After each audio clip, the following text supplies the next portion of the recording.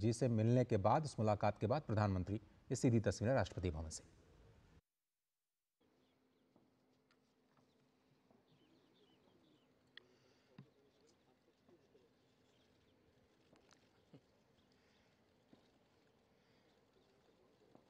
नमस्ते साथियों। चुनाव में जैसे हम लोगों को भी दौड़ धूप रहती है, मीडिया के साथियों को भी बहुत परिश्रम करना पड़ता है, रात दिन दौड़ना पड़ता है, अलग अलग लोकेशन को कवर करना पड़ता है। तो आप लोगों ने भी बहुत कष्ट उठाया है। मैं आशा करता हूं कि मीडिया जगत के सभी साथियों का स्वास्थ्य अच्छा रहा होगा और पिछले एक आध सप्ताह का जो विराम मिला है उसके कारण भी अब आप फ्रेश होकर के फिर से मैदान में आए होंगे। तो 18वीं लोकसभा, और वैसे भी हमारे यहाँ व्यक्ति के जीवन में 18वीं इसका बड़ा महत्व होता है। एक नए कालखंड में प्रवेश करता है, टीनेज समाप्त करके। ये 18वीं लोकसभा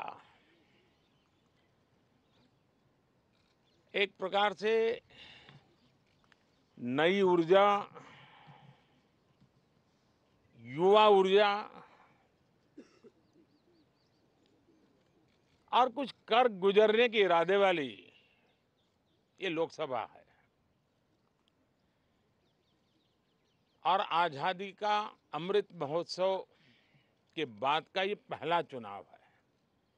और एक प्रकार से ये वो 25 वर्ष हैं जो हमारे अमृतकाल के 25 वर्ष हैं, और जो 2047 देश जब आजादी की शताब्दी मनाता होगा, एक प्रकार से उन सपनों को साकार करने का एक बहुत महत्वपूर्ण पड़ाव ये 18वीं लोकसभा है। साथियों, एनडीए सरकार को तीसरी बार देश की सेवा करने का देशवासियों ने आदेश दिया है, अवसर दिया है। मैं देशवासियों का फिर से एक बार ये अवसर देने के लिए हृदय से आभार व्यक्त करता हूं। और मैं देशवासियों को विश्वास देता हूं कि पिछले 2 टर्म में जिस गति से देश आगे बढ़ा है, समाज के हर क्षेत्र में परिवर्तन साफ साफ नजर आ रहा है।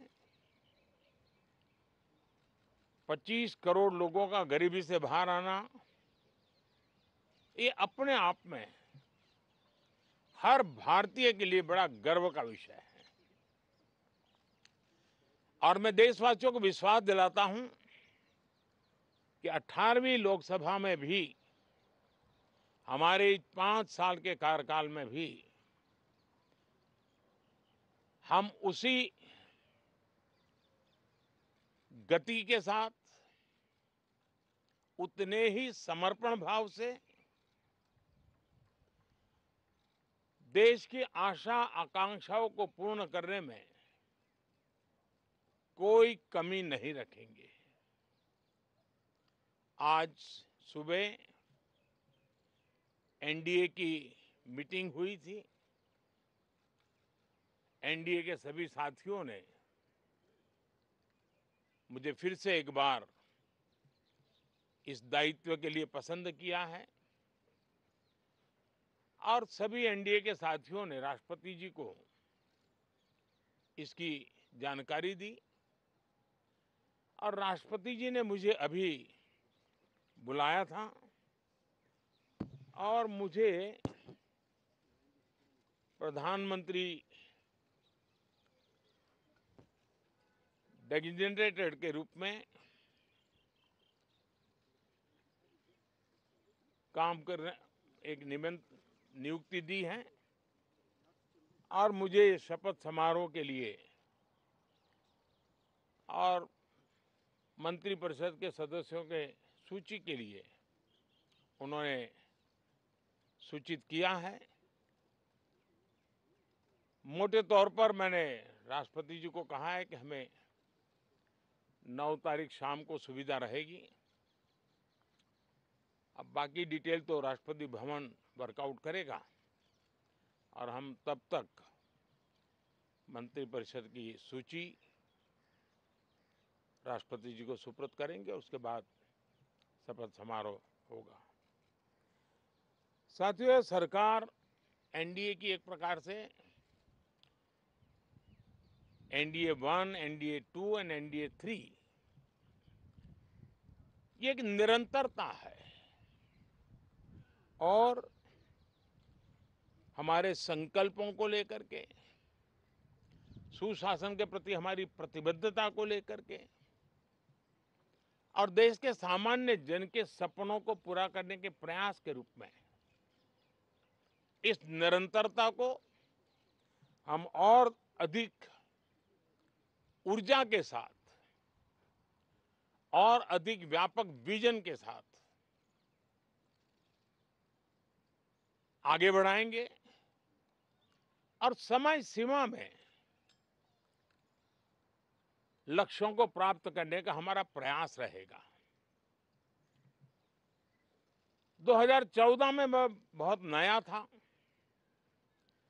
मुझे अब एक लंबे समय तक इस कार्य का अनुभव मिला है, हमारी टीम को अनुभव मिला है और इसलिए हमारे लिए अब तुरंत ही काम को आगे बढ़ाना बहुत ही सरल रहने वाला है और इस अनुभव का लाभ भी देश की सेवा करने में मिलने वाला है। इन 10 साल के कार्यकाल के दरमियान भारत की वैश्विक जो छवि बनी है, दुनिया के लिए एक विश्व बंधु के रूप में भारत उभरा है, इसका मैक्सिमम एडवांटेज अब शुरू हो रहा है और मुझे पक्का विश्वास है ये 5 वर्ष वैश्विक परिवेश में भी भारत के लिए बहुत उपयोगी होने वाले हैं। दुनिया अनेक संकटों से गुजर रही है, अनेक तनावों से गुजर रही है, अनेक आपदाओं से गुजर रही है। ऐसी विकट परिस्थिति दुनिया ने बहुत लंबे अरसे के बाद देखी है। हर देश इन सारी समस्याओं के बीच अपने आप को बचाए रखना, बढ़ाते रहना, चुनौतियों का डगर डगर पे सामना कर रहा है। हम भारत वाले लोग, हम भारतवासी खुद नसीब हैं कि इतने बड़े संकटों के बावजूद भी हम आज विश्व की सबसे तेज गति से बढ़ने वाली इकोनॉमी के रूप में जाने गए हैं। ग्रोथ के विषय में भी दुनिया में हमारी वाहवाही हो रही है। अब एक स्टेबल गवर्नमेंट मिलने के कारण और परिचित व्यवस्था और नेतृत्व मिलने के कारण दुनिया का भारत के प्रति रुझान, भारत के प्रति उनका आना बहुत तेज गति से होने वाला है और मुझे विश्वास है कि देश के सभी राज्यों को इसका लाभ मिलेगा। देश की युवा पीढ़ी को सबसे ज्यादा लाभ मिलेगा। विकास के नए ऊंचाइयों को छूने में एक वैश्विक भागीदारी का वातावरण आने वाले 5 साल में बनने वाला है। तो इसी संकल्पों और आदर्शों के साथ हम आगे बढ़ेंगे। मैं राष्ट्रपति जी का हृदय से आभार व्यक्त करता हूं कि एक बहुत बड़े महत्वपूर्ण दायित्व के लिए उन्होंने मुझे निमंत्रित किया है। आप सबका भी दोस्तों बहुत बहुत धन्यवाद। Thank you.